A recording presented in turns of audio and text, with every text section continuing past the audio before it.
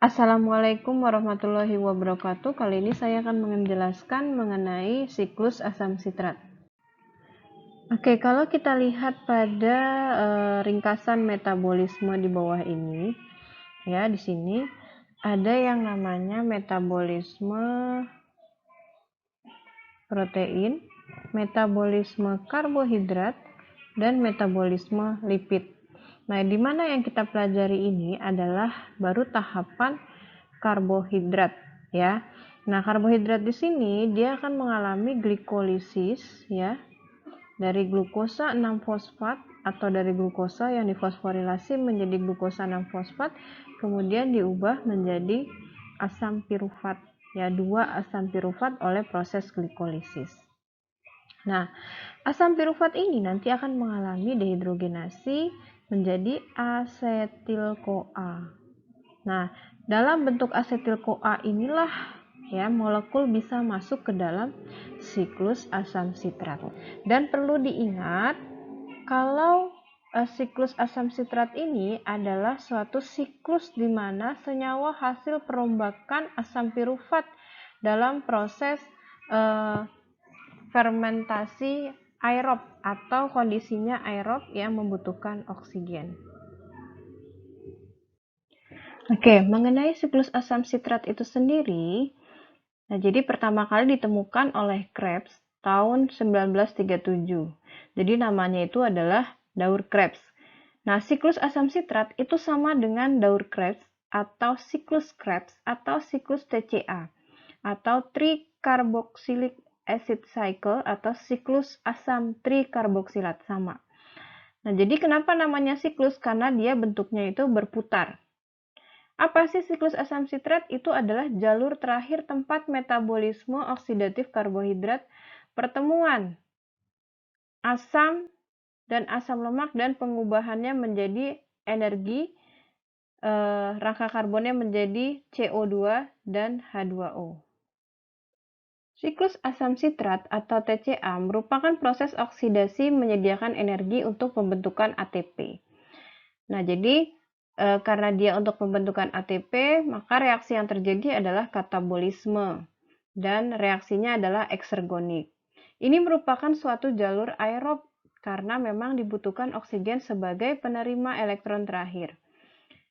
Berperan juga sebagai siklus pembentukan glukosa dari rangka karbon asam amino. Zat antara siklus asam sitrat dapat disintesis melalui katabolisme beberapa asam amino pula. Siklus TCA bukan siklus yang tertutup namun siklus yang terbuka. Jadi tempatnya terjadi lalu lintas senyawa-senyawa yang keluar masuk ke dalam siklus yang dibutuhkan. Letak terjadinya siklus asam sitrat itu adalah di dalam mitokondria sehingga sangat berhubungan dengan reaksi transfer elektron. Lokasi selulernya di dalam sel-sel jaringan hewan mamalia, semua komponen siklus asam sitrat terdapat di dalam matriks mitokondria. Keluar masuknya metabolit Daur ini melalui membran mitokondria yang merupakan proses yang aktif dan terkendali. Nah, di sini bisa Anda lihat di mana terjadinya siklus Krebs atau siklus asam sitrat yaitu di dalam matriks mitokondria. Nah, jadi kalau ini adalah mitokondrianya, maka di mana terjadinya siklus asam sitrat itu di dalam lipatan-lipatan di sini. Sebelah dalam matriks mitokondria. Jadi kalau kita lihat lagi gambaran apa sih yang terjadi dalam mitokondria di matriksnya, ya, di matriksnya itu yang terjadi adalah dekarboksilasi oksidatif pirufat ya dari hasil glikolisis. Kemudian dari situ terjadi pula tempat terjadinya pula siklus asam sitrat ya. Kemudian di sini juga tempat terjadinya oksidasi asam lemak. Kalau di bagian dalam membran mitokondria itu terjadinya fosforilasi oksidatif. Nah, kalau bagian luar membran itu memang dia tempat keluar masuk suatu zat. Fungsi utama siklus asam sitrat yaitu yang pertama adalah oksidasi asetil-CoA, menjadi CO2 ya. Di sini oksidasi atau pemecahan asetil-CoA menjadi CO2, H2O dan energi. Di mana 1 mol asetil-CoA itu nanti menghasilkan 12 mol ATP. Oleh karena daur ini banyak melepas hidrogen ya, ion hidrogen dan elektron yang akan masuk ke dalam rantai respirasi. Kemudian senyawa-senyawa yang berada dalam siklus asam sitrat, misalkan contohnya fumarat, suksinat, alfa-ketoglutarat, dan lainnya, itu selanjutnya saya sebut sebagai senyawa intermediate. Ya. Nah, di sini senyawa-senyawa intermediate tersebut itu disebut lagi adalah anggota atau senyawa intermediate dalam siklus asam sitrat. Biasanya sifatnya adalah amfibolik. Artinya apa? Dia dapat dioksidasi lebih lanjut menjadi energi atau disintesis menjadi senyawa lain. Jadi nggak cuma dia berperan dalam siklus asam sitrat saja, tapi dia nanti akan berperan pada misalkan untuk sintesis glukosa atau ada hubungannya pula dengan oksidasi asam amino. Jadi dia memang benar-benar amfibolik. Anggota siklus asam sitrat itu tadi saya katakan bersifat amfibolik. Ya, jadi dapat dioksidasi lebih lanjut menjadi energi atau dapat disintesis menjadi senyawa lain. Contoh, pada katabolisme asam amino, maka dia nanti katabolismenya, rangka karbonnya itu adalah berupa siklus senyawa intermediate pada siklus asam sitrat yang nantinya di senyawa intermediate ini pada siklus asam sitrat nanti berperan pada proses menghasilkan energi. Lalu oksidasi beta asam lemak nanti kan akan menghasilkan asetil-CoA. Asetil-CoA ini nanti masuk ke dalam siklus asam sitrat itu juga menghasilkan energi. Lalu hasil pemecahan glukosa, prosesnya disebut dengan glikolisis, dia nanti menghasilkan pirufat. Pirufat didehidrogenasi lagi menjadi asetil-CoA. Lalu asetil-CoA ini nanti akan bereaksi dengan oksaloasetat misalkan, masuk ke dalam siklus asam sitrat, nanti juga menghasilkan energi. Nah, jadi ini judul kenapa dapat dioksidasi lebih lanjut menjadi energi si senyawa intermediate tersebut. Selain itu, dapat disintesis pula menjadi senyawa lain. Contohnya, senyawa intermediate tadi, ya dalam siklus asam sitrat tadi, yaitu misalkan dapat digunakan untuk sintesis glukosa yang disebut dengan gluconeogenesis, atau untuk sintesis asam amino tertentu, atau untuk proses sintesis asam lemak yang disebut dengan lipogenesis. Nah, sehingga dari penjelasan tadi ya dapat kita artikan bahwa siklus Krebs ini atau siklus asam sitrat itu memang memiliki peranan penting pada metabolisme protein, metabolisme karbohidrat, dan metabolisme lipid karena semuanya memang misalkan karbohidrat dan lipid ya, itu nanti kan hasil degradasinya atau pemecahannya adalah berupa asetil-CoA. Nanti asetil-CoA masuk dalam siklus Krebs menghasilkan energi. Kemudian protein ini nanti kalau rangka karbonnya dipecah itu ada dua. Satu amina, yang satu lagi rangka karbon. Nah, rangka karbon itu bisa juga masuk atau merupakan kalau dipecah itu merupakan suatu senyawa intermediate pada siklus Krebs. Oke, dari yang saya jelaskan tadi, saya menyebutkan senyawa intermediate, kemudian anggota TCA, itu yang mana saja? Nah, yang saya sebut dengan senyawa intermediate atau anggota dalam siklus asam sitrat, itu adalah suksinil-CoA, oksaloasetat, sitrat, kemudian ada lagi fumarat atau alfa-ketoglutarat, yang memang dia berperan. Misalkan sitrat pada sintesis lemak, alfa-ketoglutarat yang nantinya mungkin untuk sintesis purin, suksinil-CoA untuk sintesis fosforin atau klorofil, heme, oksaloasetat untuk sintesis asam amino. Semuanya itu dia bukan hanya sebagai senyawa antara atau senyawa intermediate dalam siklus asam sitrat, tapi memang memiliki proses ya atau fungsi amfibolik atau sifatnya amfibolik. Berikut ini adalah gambaran dari siklus asam sitrat ya. Jadi ada enzimnya yang berwarna merah seperti malat, dehidrogenase, sitrat, akonitase, isositrat, dehidrogenase, suksinil koasintetase, suksinil dehidrogenase, dan fumarase. Ini semua adalah enzim. Yang produk itu adalah contohnya yang kalau ada di ujung panah di sini itu produk. Dan produk ini juga merupakan substrat bagi enzim yang di sini. Nah, jadi seperti itu cara membacanya. Saya akan menjelaskan detail bagaimana suatu siklus asam sitrat itu terjadi.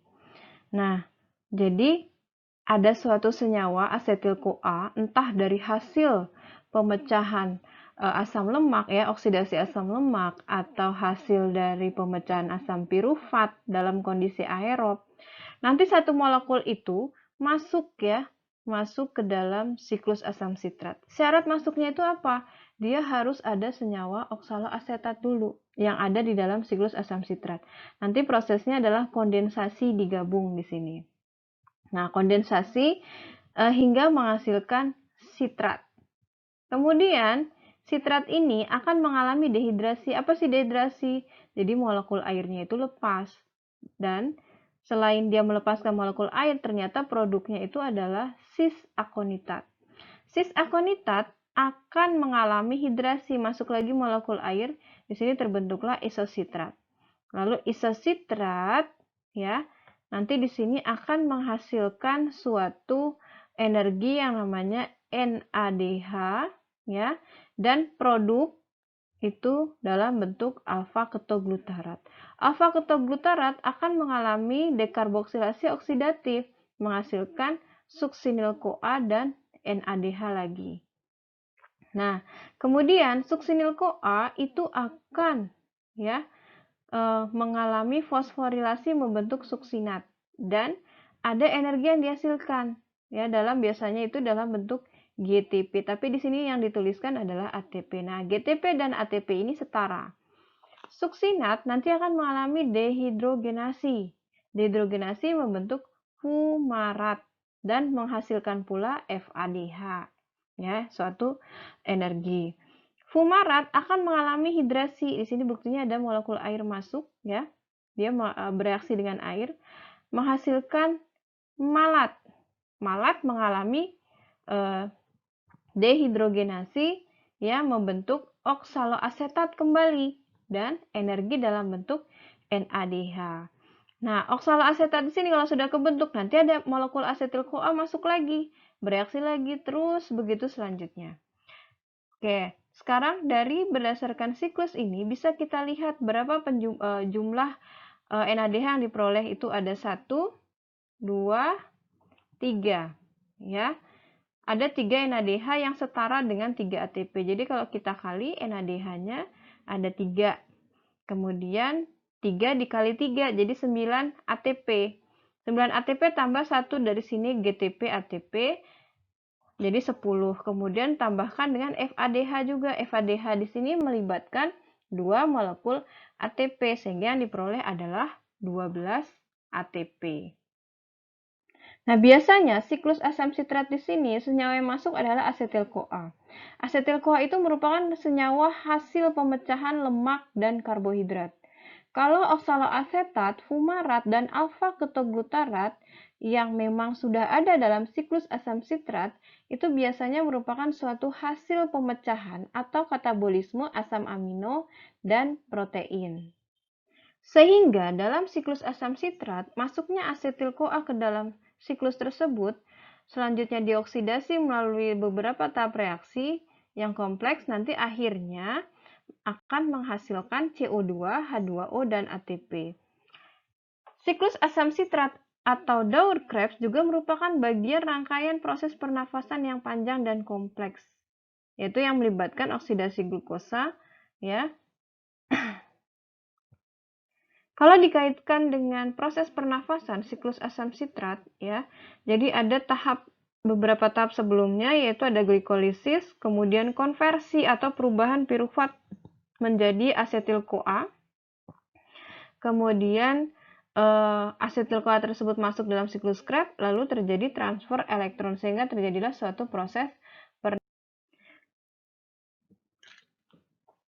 sebelum terjadinya atau terbentuknya asetil-CoA, ya kita balik lagi, ada yang namanya dekarboksilasi pirufat. Jadi kita mau menghilangkan karbon di sini, karbon dioksida, ya, dari senyawa pirufat, ya. Kalau kita hilangkan, itu baru nanti menjadi asetil-CoA. Ini CO2-nya lepas. Siapa sih yang mengkatalis enzim ini? Ini adalah pirufat dehidrogenase enzimnya.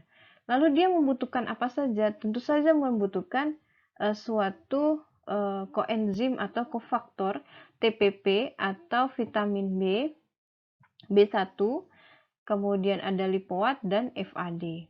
Sehingga nanti kalau terjadi defisiensi tiamin dan niasin, itu biasanya menyebabkan gangguan sistem saraf pusat yang serius karena sel otak tidak bisa membentuk ATP. Kenapa demikian?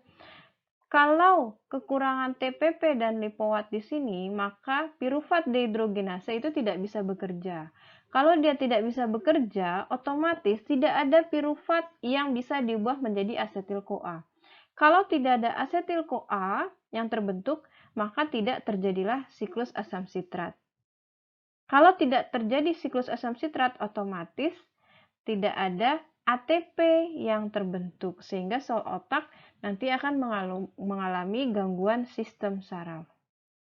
Yang saya jelaskan tadi adalah defisiensi dari kofaktor atau koenzim dari pirufat dehidrogenase. Lantas, bagaimanakah kalau misalkan enzimnya tidak ada pirufat dehidrogenase? Maka akan menyebabkan asidosis laktat kongenital. Karena defisiensi ini mengurangi asetil-CoA di otak. Jadi nggak ada asetil-CoA di otak. Sistem saraf pusat akan terkena yang ditandai dengan retardasi psikomotor dan kematian. Nah, defisiensi ini terkait kromosom X dominan. Jadi bisa terjadi ya defisiensi pirufat terhadap laki-laki dan perempuan. Walaupun demikian, ada juga suatu zat yang bisa menyebabkan pirufat dehidrogenase. Misalkan pirufat dehidrogenasenya itu tidak bermasalah, ya, enzimnya bisa bekerja, kemudian tetap ada koenzim sehingga bisa menghasilkan asetil-CoA dari pirufat. Tapi terjadi keracunan logam arsen, misalkan. Keracunan logam arsen. Pasti kalian sudah pernah dengar kalau arsen itu beracun. Nah, di sini ini menyebabkan apa? Apa yang diakibatkan kalau keracunan arsen?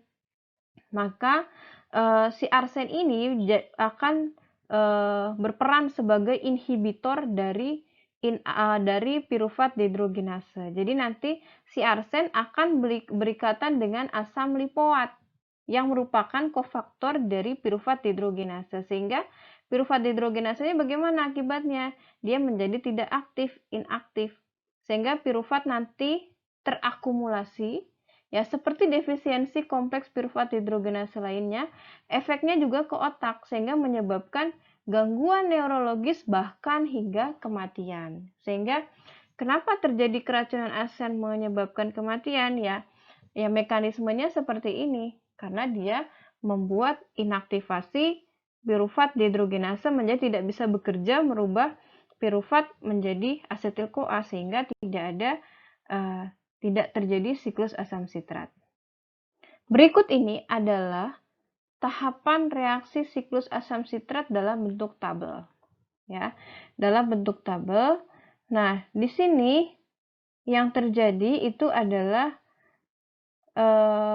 kebanyakan reaksinya adalah reaksi eksergonik, ya, eksergonik. Tapi ada beberapa di sini yang endergonik, ya. Bisa dilihat dari nilai positif atau negatifnya.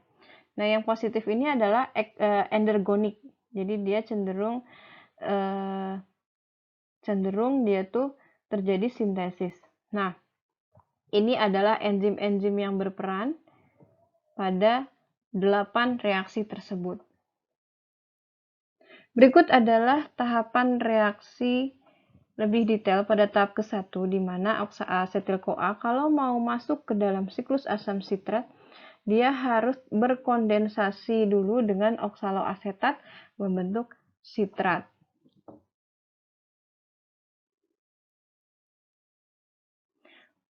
Pada tahap kedua, nanti sitrat diubah menjadi isositrat oleh enzim akonitase yang mengandung Fe2+. Ya. Mula-mula terjadi dehidrogenasi menjadi cis-akonitat, kemudian terjadi rehidrasi menjadi isositrat. Namun, di sini pada reaksi ini ada inhibitor yang namanya fluoroasetat, sehingga dia bisa menghambat reaksi yang kedua. Pada tahap yang ketiga, isositrat itu nanti akan dioksidasi menjadi oksalasusinat oleh enzim isositrat dehidrogenasi yang memang memerlukan NAD+. Nah, reaksi ini diikuti dekarboksilasi oleh enzim yang sama menjadi alfa-ketoglutarat, di mana enzim ini memang membutuhkan logam, ya, Mn2+ atau Mg2+. Pada tahap yang ketiga, ada 3 jenis isozim isositrat dehidrogenase. Satu jenis isozim menggunakan NAD+, di mana isozim ini hanya ditemukan di dalam mitokondria.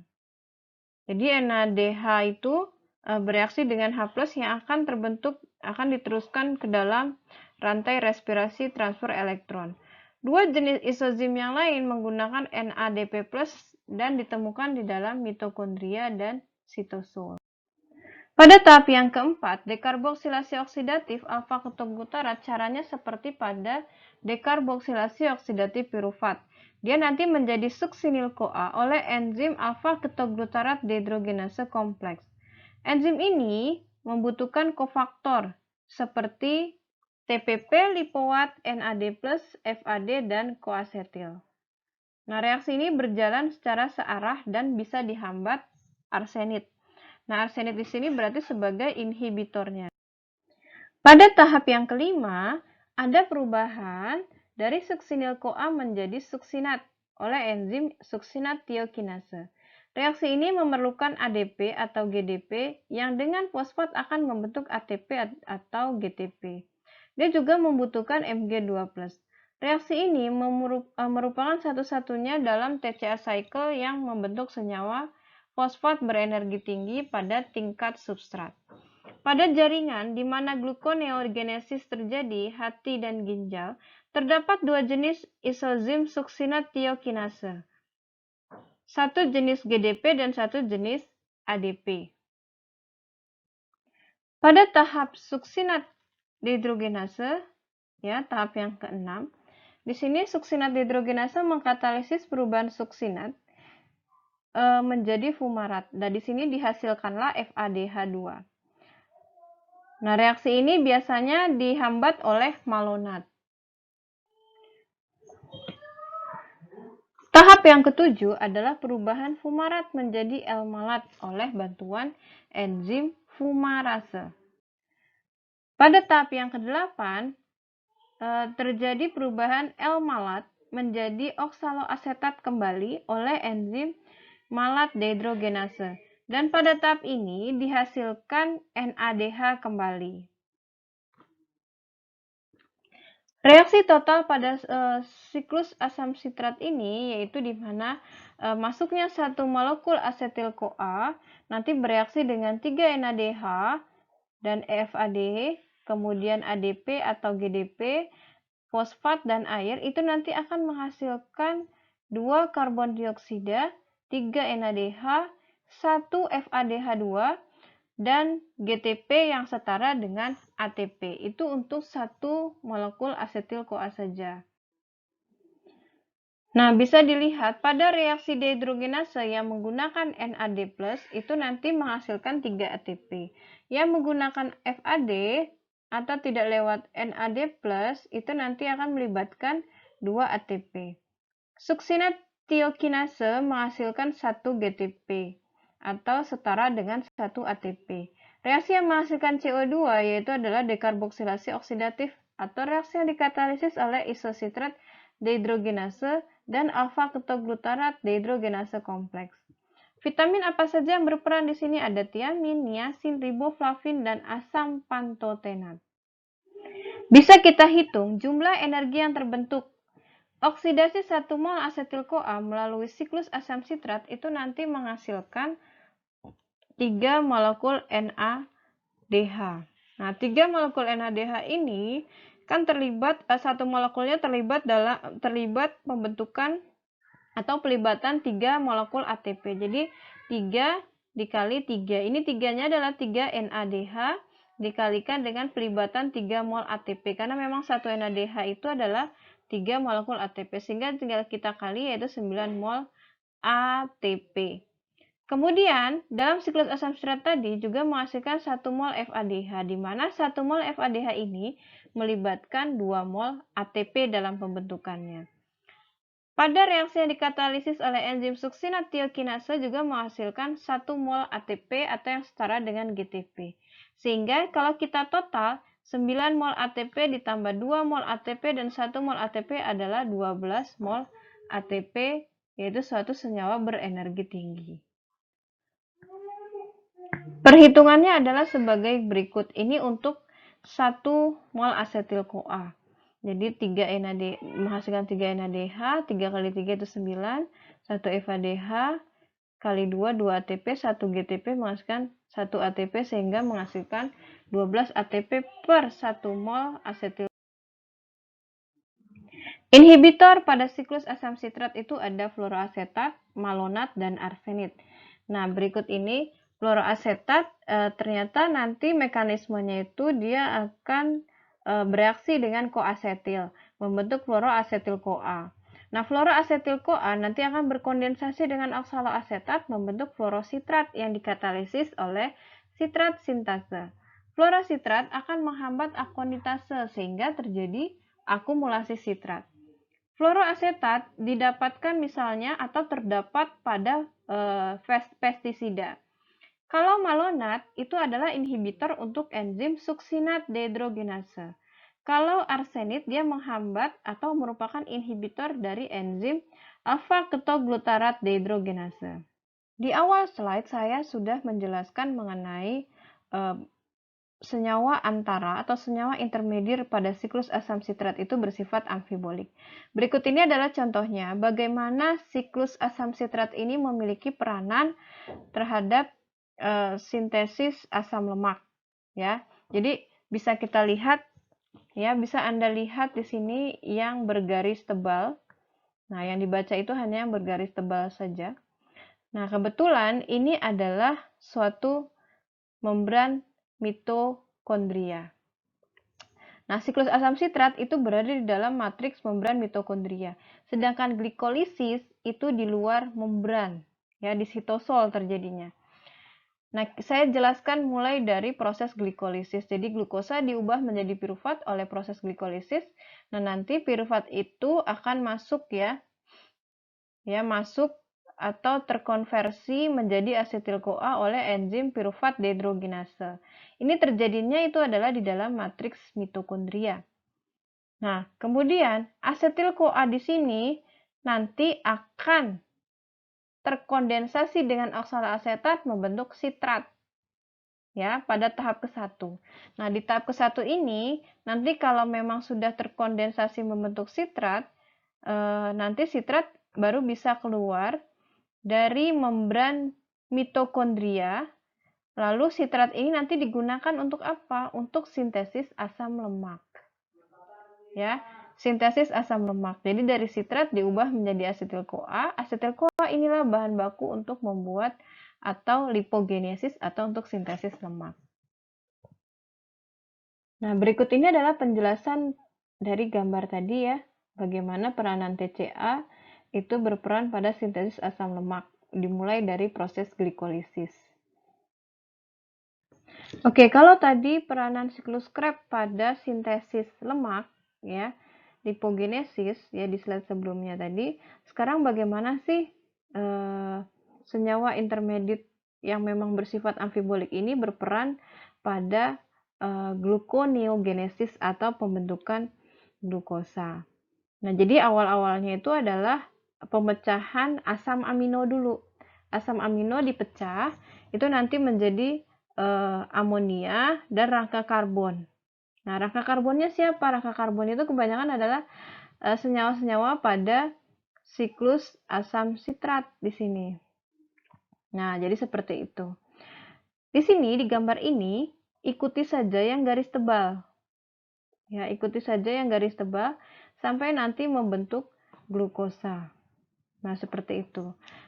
Nah, yang pertama yang saya jelaskan di sini adalah asam amino, ya, asam amino, asam amino, asam amino semua.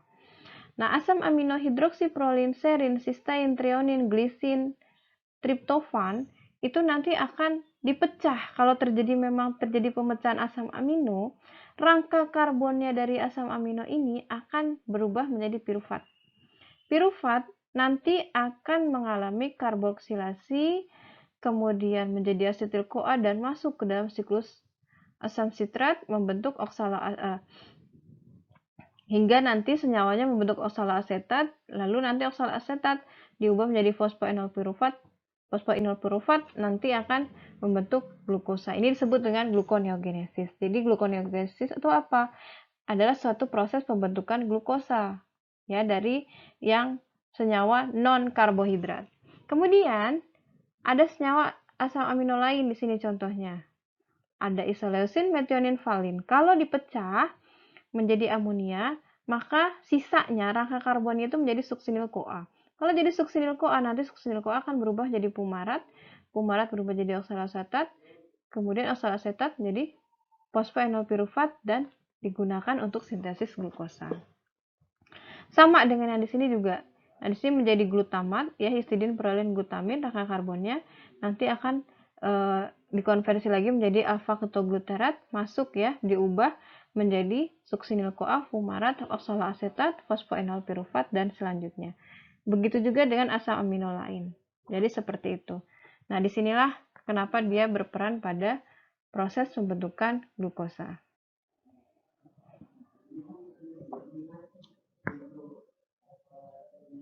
Berikut ini adalah proses regulasi allosterik dari proses siklus asam sitrat. Jadi yang kita ketahui itu kan kalau ini proses dekarboksilasinya ya, dari perubahan pirufat menjadi asetil-CoA. Nah, ini ternyata yang garisnya seperti ini adalah inhibitor. Jadi inhibitor enzim yang merubah pirufat menjadi asetil-CoA. Enzimnya apa? Pirufat dehidrogenase. Berarti asetil-CoA NADH ATP itu merupakan inhibitor dari pirufat dehidrogenase. Sedangkan AMP itu merupakan aktivatornya atau untuk mempercepat reaksi perubahan pirufat menjadi asetil-CoA. Kemudian kalau kita masuk dalam siklus asam sitrat, di sini ada ADP dan NADH. Berarti siapa inhibitornya? Inhibitornya adalah NADH, aktivatornya adalah ADP. Kalau di sini perubahan alfa-ketogluterat menjadi suksinil-CoA, berarti inhibitornya adalah suksinil-CoA, senyawa yang dihasilkan oleh enzim itu sendiri, dan NADH. Lalu di sini perubahan malat menjadi oksaloasetat. Oh, ternyata dia inhibitor enzim yang membantu reaksi perubahan ini adalah si NADH. Nah, berikut ini adalah penjelasan dari slide sebelumnya, yaitu mengenai regulasi allosterik tadi. Siapa yang menghambat atau inhibitornya atau siapakah aktivatornya. Kemudian reaksi anaplerotik. Apa sih reaksi anaplerotik? Yaitu ketika produk intermedier atau senyawa antara TCA digunakan sebagai prekursor biosintesis. Nah, di sini saya jelaskan apa sih prekursor biosintesis. Jadi prekursor itu adalah senyawa awal untuk sintesis suatu anabolisme. Jadi misalkan tadi untuk mensintesis lemak tadi ya, maka siapa asetil-CoA harus diubah dulu menjadi sitrat. Nah, sitrat itulah merupakan prekursor biosintesis. Contoh lain lagi, pada saat protein dipecah, kemudian nanti menjadi alfa-ketogluterat. Alfa-ketogluterat itu kan senyawa intermediate pada siklus asam sitrat. Nah, alfa-ketogluterat itu ternyata bisa digunakan untuk sintesis glukosa atau gluconeogenesis. Sehingga yang saya sebut dengan prekursor biosintesis itu adalah alfa ketoglutaratnya. Nah, pada saat senyawa intermediate siklus asam sitrat itu digunakan untuk proses sintesis, contoh tadi sintesis glukosa, sintesis lemak, maka nanti konsentrasinya akan turun. Nah, kenapa? Tujuan utama siklus asam sitrat itu kan yang ke-1 itu untuk memperoleh energi. Ini yang terutama. Yang kedua, itu sebagai amfibolik,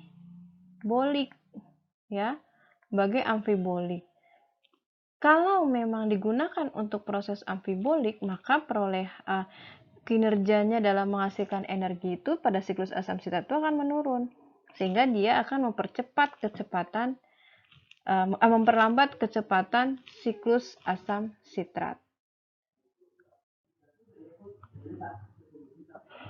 Berikut ini adalah peranan-peranan dari siklus asam sitrat, ya, di mana senyawa intermediate-nya atau senyawa antara dalam siklus asam sitrat digunakan untuk biosintesis. Ya, jadi memang tadi untuk kecepatan TCA-nya itu akan menurun karena memang tujuan utama dari siklus asam sitrat itu untuk menghasilkan energi.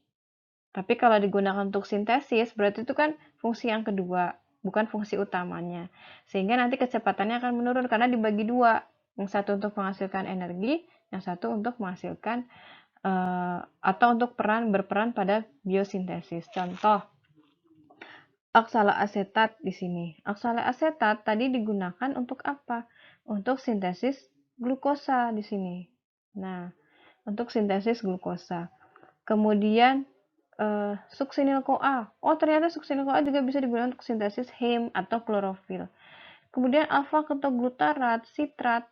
Nah, di sini digunakan untuk sintesis juga, baik sintesis asam amino itu sendiri ataupun ya sintesis asam amino ini ataupun untuk digunakan pada sintesis glukosa atau gluconeogenesis. Dan sitrat itu juga digunakan untuk sintesis asam lemak. Oke, kalau tadi saya jelaskan perolehan 1 asetil-CoA, nah sekarang bagaimana perolehan glukosa? Jadi kan glukosa itu dipecah menjadi 2 pirufat pada proses glikolisis. Kemudian di sini perolehannya adalah 8 ATP. 8 ATP ini dia belum bersih, ya, belum dikurangi upah glikolisis. Kemudian pirufat, kemudian di sini baru proses siklus asam sitrat. Ini untuk 2 molekul, berarti kan kalau satu glukosa dipecah jadi 2 pirufat diubah jadi 2 asetil-CoA, berarti 1 asetil-CoA tinggal kali 2 aja karena memang jumlahnya ada 2. Jadi ada 24 ATP. Pengaturan Daur-Krebs. Nah, ini sama dengan regulasi allosterik tadi. Jadi kompleks pirufat dehidrogenase dapat dihambat oleh adanya kelebihan ATP di dalam sel yang mengakibatkan menurunnya laju reaksi Daur-Krebs. Tahap reaksi kondensasi antara asetil-CoA dengan oksaloasetat merupakan reaksi kontrol utama dari laju Daur-Krebs. Reaksi ini dapat dihambat oleh suksinil-CoA secara persaingan allosterik. Nah, allosterik itu tadi ada dua sisi, satu sisi penghambatan, satu sisi pengaktifan. Ada kontrol lainnya, yaitu adalah reaksi isositrat dehidrogenase yang dapat dirangsang oleh ADP dan dihambat oleh ATP atau NADH. Yang kedua ada suksinat dehidrogenase dapat dihambat oleh oksaloasetat dan dirangsang oleh suksinat fosfat ATP ubiquinon. Dan perubahan yang terjadi dalam metabolisme pada perubahan laju reaksi Daur-Krebs. Jalur pentosa fosfat. Nah, jalur pentosa fosfat itu di mana glukosa dapat mengalami reaksi katabolik sekunder yang menghasilkan produk khusus.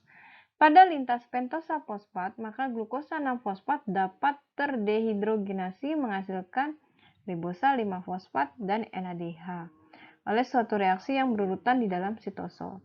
Jadi jalur pentosa fosfat itu bagaimana si glukosa diubah menjadi ribosa 5-fosfat. Ribosa fosfat merupakan prekursor pada sintesis nukleotida dan asam nukleat, dan NADPH adalah reduksi utama. Berikut ini adalah jalur pentosa fosfat di mana awalnya itu adalah glukosa difosforilasi dulu menjadi glukosa 6-fosfat, kemudian glukosa 6-fosfat mengalami dehidrogenasi menjadi 6-fosfoglucon gamma lakton, kemudian diubah kembali menjadi 6-fosfogluconat hingga menjadi ribosa 5-fosfat. Lintas sekunder glukosa melalui asam UDP glukuronat. Nah, apa sih UDP glukuronat? Itu adalah senyawa pembawa energi. Nah, glukosa di sini juga menghasilkan UDP D-glukuronat yang berfungsi untuk mendetoksifikasi beberapa senyawa asing dan bekerja sebagai prekursor sintesis asam L-askorbat atau vitamin C. Berikut ini adalah reaksi lintas sekunder glukosa melalui asam UDP glukuronat, yaitu UDP glukosa diubah oleh UDP glukosa dehidrogenase menjadi UDP D-glukuronat. Nanti UDP D-glukuronat diubah menjadi fenol glukosidronida, bentuk ekskresi dari genol. Ini adalah lintas detoksifikasi. Nah, kemudian D-glukuronat di sini akan mengalami reduksi menjadi L-gulonat.